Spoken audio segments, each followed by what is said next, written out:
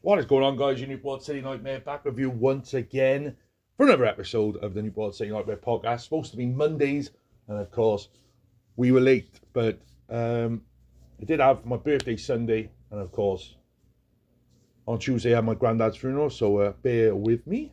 So otherwise, we would have done this already. Just reviewing Survivor Series today, guys. Not going to be a long episode, but we seem to say that every week, don't we? So we kicked off. We had the pre-show for Survivor Series, where they told us that it would be Bianca Belair's team who won the Ruffle-sponsored fan vote to receive the War Games advantage. Yeah, whatever. We shouldn't have done that. First match of the night was the Women's War Games match. It saw a team of Bianca Belair, Charlotte Flair, Shotzi, and Becky Lynch face Damage Control, which of course consists of Bayley, Io Sky, Asuka, and Kairi Sane, accompanied by Dakota Kai, of course. Blair's team having the War Games advantage, Lynch and Bayley started the match. Bayley tossed Lynch into the cage. Lynch applied a disarmer, but Kai interfered, hitting Lynch with a kendo stick through the cage, which I thought was pretty cool. Shotzi threw a trash can in the ring then. Belair whipped Sky and Bayley with her braids, which is always nice to see. Sky put trash can on her head and dove onto everyone from the top of the cage. Just a nut spot. In another high spot, Flair did a moonsault from the top of the cage onto everyone. That was nuts as well. Yeah, it was just a crazy match, really. O'Neal Phillips for both teams, of course. Asuka missed on Shotzi, allowing Belair to blast Asuka with a fire extinguisher. Enjoyed that. Flair attempted a spear on Kairi Sane, but Bayley shoved her out of the way and took the spear instead. Bayley taking a fall there for her team, of course, which I think will come in to Bayley leaving Damage Control. The Faces then performed their signature moves on Bayley, with Lynch finish her off with delivering the manhandle slam from the second rope through the table and pinned her for the win for Becky's team. So big win there. I didn't call that. I called the that we were going to have that we were going to have the other ones with. So in backstage segment, Raw's Otis, Akira Tozawa, and Maxine Dupree of Alpha Academy and WWE Women's Tag Team Champions Chelsea Green and Piper Niven were shown eating Ruffles. Yeah, I don't think anyone cared about that. R-Truth returned then, and he was doing the Ruffle Shuffle dance. Enough of that. After that, Gunther defended the Intercontinental Championship against The Miz. Miz came to the powerbomb and did some kicks to Gunther's torso, doing the old it kicks. Miz hit the skull crushing from that. He only got a 2K, though. Very good 2K. Gunther hit the top rope splash onto Miz's back and then performed a Boston Crab with the knee in the back for a submission win, of course, a la Chris Jericho. Next on the card then, we had Santos Escobar going one-on-one with Dragon Lee. Escobar was quick on the offense at first. Escobar stuck Lee's leg between the ring post and stepped on it, but Lee fought him off. Escobar hit a Hurricane Rana on Lee, ending with the Phantom Driver and winner, and pinned Lee for the win. Not a great match between these two. I think they can do better, and hopefully they will do better in the next time they have a match. Last but one match of the night, Rhea Ripley defended the Women's World Championship against Zoe Stagg. It was a brawl between the two and the match started. After the match began, Stagg hit Ripley with a drop kick. Stagg battling Ripley was met with kicks. Ripley countered the Z360 before delivering a headbutt and then the Riptide for the win. Same goes for this match as well. This could have been a lot better. This could have been a Raw match. Really could have been a Raw match, but of course it wasn't. And Rhea Ripley's still Mammy and still the Women's World Champion. Main event time. It's the War Games match. Main event was the Men's War Games, which saw Cody Rhodes, Seth freaking Rollins, Jey Uso, Sami Zayn, and Randy Orton face off against the Judgment Day, which consisted of Damian Priest, Finn Balor, Dirty Dominic Mysterio, and JD McDonough, and Drew McIntyre, with Judgment Day's team having the advantage. Throughout the night, though, we had Randy Orton not showing up, causing worry for his team. The first two to enter the cage were Rollins and Balor. Rollins gained the upper hand before McDonough entered to turn the tide in the team's favour. Uso entered next to even things up. McIntyre was set to enter next, but Priest stopped him before entering a match for himself. Yeah, I thought that was a nice bit of a storyline there.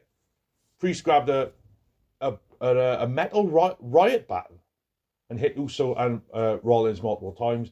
Zayn grabbed the table and attacked Priest before tearing a pipe from the cage and using it to attack the Judgment Day, which I thought was pretty cool. Mysterio found himself outnumbered before the rest of the Judgment Day and McIntyre recovered. Priest and McIntyre performed 2 chokeslams on Rhodes, Zayn and Rollins, which I thought was pretty damn cool, before driving Rollins through the table with a razor's edge. As the clock counted down for the final time, for Orton to appear, Rhea Ripley made an entrance instead, with Priest, Money in the Bank contract, and a referee in tow. Before the contract could be officially cashed in, however, Orton showed up at the last second, evening the odds with his team performing stereo rope-aided DDTs to the Judgment Day and McIntyre. Yeah, vintage Orton. Just as Orton was poised to hit Priest with an RKO, he turned his attention to Uso, who along with the Bloodline was responsible for his 18-month absence. Sure was. Orton told it Uso, telling him he's not forgotten what he'd done, before Uso intercepted and attacking Priest with a super kick, followed by an RKO on Mysterio from Orton. McDonough was chased to the top of the cage by Zayn and Rollins, and they threw McDonough down to Orton, who caught him with the RKO. Brilliant spot by Randy. Rose then hit Priest with a crossroads before pinning him for their victory. Yeah, great matchup. No, it's not the greatest War Games match you're ever going to see, but it was great. It was great for all I was to see. And then all celebrating at the end. And who comes out? Some CM Punk, who was fired from All Elite Wrestling 3 months ago, made his surprise return to WWE for the first time since the 2014 Royal Rumble, to a raucous ovation from the Chicago faithful. No doubt about it, was a great night for Survivor Series, and I thoroughly enjoyed it. A lot of people have Triple H was actually saying it set records for the highest viewership, largest gate, and best merchandise sales in the history of the Survivor Series. So, great little caveat there for Survivor Series and WWE. CM Punk back in the fold, and it was a good Survivor Series. I must admit, it was a good Survivor Series. I will do Raw and SmackDown on Saturday as usual. So we're not going to talk about CM Punk's promo yet, but we will talk about Punk coming back, and I really think it's a good thing for WWE. I know what's happened in All Elite Wrestling and all that. I think he's going to be on his best behaviour. I really do.